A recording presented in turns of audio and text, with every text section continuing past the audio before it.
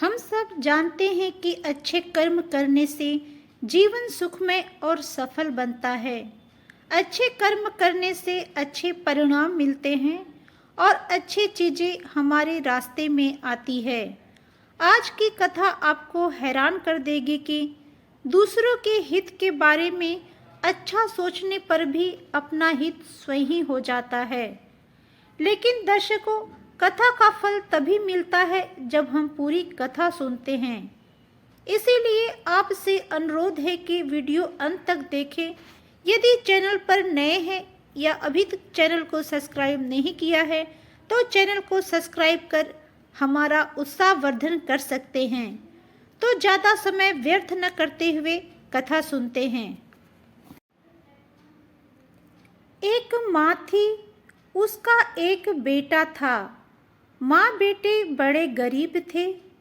एक दिन माँ ने बेटे से कहा, बेटा, यहाँ से बहुत दूर तपोवन में एक दिगंबर मुनि पधारे हैं। वे बड़े सिद्ध पुरुष हैं और महाज्ञानी हैं। तुम उनके पास जाओ और पूछो कि हमारे ये दुख के दिन और कब तक चलेंगे, इसका अंत कब होगा। बेटा घर से चला। पुराने समय की बात है, यातायात की सुविधा नहीं थी। वह पद यात्रा पर था। चलते चलते सांझ हो गई। गांव में किसी के घर यात्री विश्राम करने रुक गया। संपन्न परिवार था। सुबह उठकर वह आगे की यात्रा पर चलने लगा तो घर की सेठानी ने पूछा, बेटा, कहाँ जाते हो? उसने अपनी यात्रा का कारण सेठानी को बताया तो सेठानी ने कहा, बेटा, एक बात मुनिराज से मेरी भी पूछ आना। मुनिराज से पूछना कि मेरी एक इकलौती बेटी है, वह बोलती नहीं है, वह गूंगी है। वह कब तक बोलेगी तथा इसका विवाह किससे होगा? उसने कहा, ठीक है, और वह आगे बढ़ गया। रास्ते में उसने एक और पड़ाव डाला। अब की बार उसने एक संत की कुटिया में पड़ाव डाला था। विश्राम के पश्चात जब वह चलने लगा तो उस संत ने भी पूछा, कहाँ जा रहे हो बेटा? उसने संत श्री को भी अपनी यात्रा का कारण बताया। संत ने कहा, बेटा, मेरी भी एक समस्या है, उसे भी पूछ लेना। मेरी समस्या यह है कि मुझे साधना करते हुए 50 साल हो गए, मगर मुझे अभी तक संतत्व का स्वाद नहीं आया। मुझे कब संतत्व का स्वाद आएगा? मेरा कल्याण कब होगा? बस इतना सा पूछ लेना।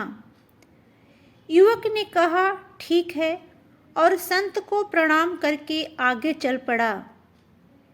युवक ने एक पड़ाव और डाला। अब की बार का पड़ाव एक किसान के खेत पर था। रात में चर्चा के दौरान किसान ने उससे कहा कि मेरे खेत के बीच में एक विशाल वृक्ष है। मैं बहुत परिश्रम और मेहनत करता हूँ, लेकिन उस बड़े वृक्ष के आसपास दूसरे वृक्ष पनपते नहीं हैं। पता नहीं क्या कारण है। किसान ने युवक से कहा, मेरी भी इस समस्या का समाधान कर लेना।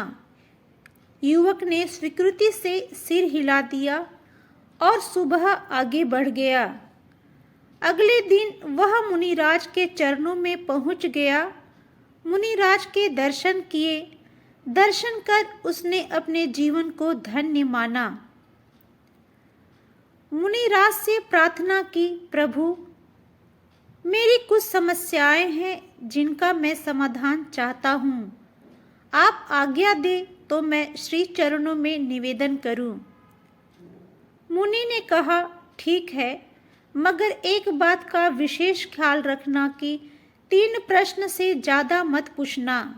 मैं तुम्हारे किन्हीं भी 3 प्रश्नों का ही समाधान दूंगा, इससे ज़्यादा का नहीं। युवक तो बड़े धर्म संकट में फंस गया। अब क्या करूं? प्रश्न तो 4 है, 3 कैसे पूछूं? 3 प्रश्न दूसरे के हैं और एक प्रश्न मेरा खुद का है। अब किसका प्रश्न छोड़ दूं? क्या लड़की का प्रश्न छोड़ दूं? नहीं, ये तो ठीक नहीं है, यह उसकी जिंदगी का सवाल है। तो क्या महात्मा के प्रश्न को छोड़ दूं? यह भी नहीं हो सकता। तो क्या किसान का प्रश्न छोड़ दूं? नहीं, यह भी ठीक नहीं है। बेचारा खून पसीना एक करता है, तब भी उसे कुछ भी नहीं हाथ लगता है।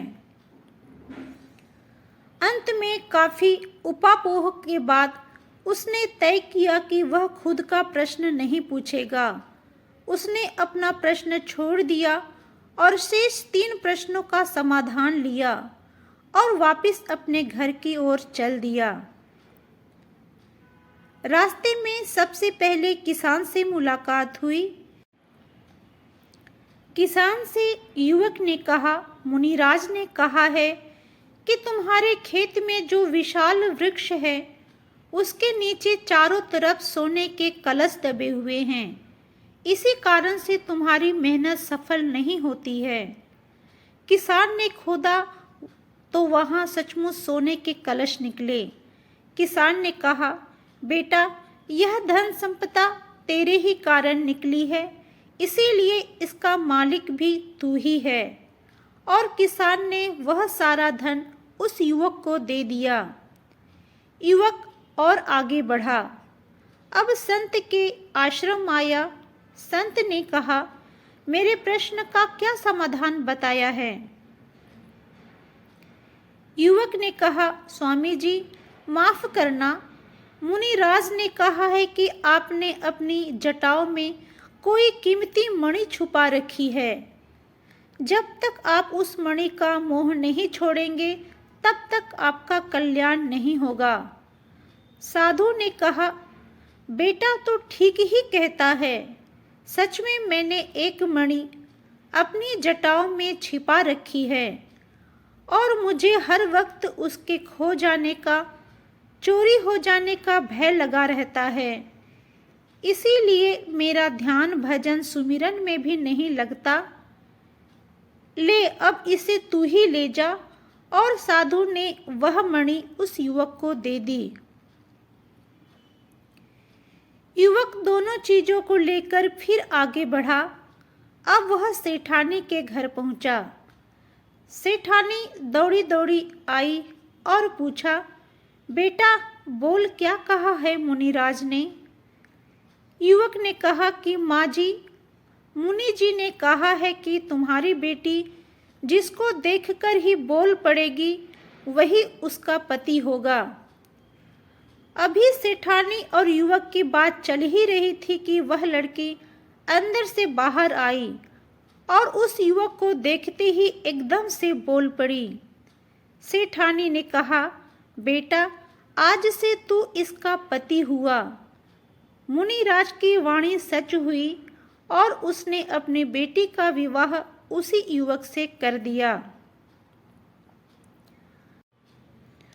अब वह युवक धन, मणि और कन्या को साथ लेकर अपने घर पहुंचा।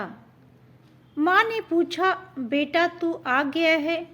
क्या कहा मुनिश्री ने? कब हमें इन दुखों से मुक्ति मिलेगी? बेटा ने कहा, माँ, मुक्ति मिलेगी नहीं, मुक्ति मिल चुकी है। मुनिराज के दर्शन कर मैं धन्य हो गया। उनके तो दर्शन मात्र से ही जीवन के दुख, पीड़ाएं और दर्द खो गए। माँ ने पूछा, तो क्या मुनिराज ने हमारी समस्याओं का समाधान कर दिया है? बेटे ने कहा, हाँ माँ, मैंने तो अपनी समस्या उनसे पूछी ही नहीं और समाधान भी हो गया। माँ ने पूछा, वो कैसे? बेटे ने कहा, माँ, मैंने सबकी समस्या को अपनी समस्या समझा तो मेरी समस्या का समाधान स्वतः ही हो गया। जब दूसरों की समस्या अपनी खुद की समस्या बनने लगती है तो फिर अपनी समस्या कोई समस्या ही नहीं रहती। जो दूसरों के लिए सोचता है, ईश्वर स्वयं उसके लिए करते हैं। तो फिर आपने देखा दर्शकों, किस प्रकार दूसरों की मदद करने पर परमात्मा स्वयं आपकी मदद करने लग जाते हैं। वीडियो के अंत में बस यही अनुरोध है कि यदि अभी तक आपने चैनल को सब्सक्राइब नहीं किया है तो चैनल को सब्सक्राइब कर ले। तो मिलते हैं नए वीडियो में, तब तक के लिए जय सिया राम।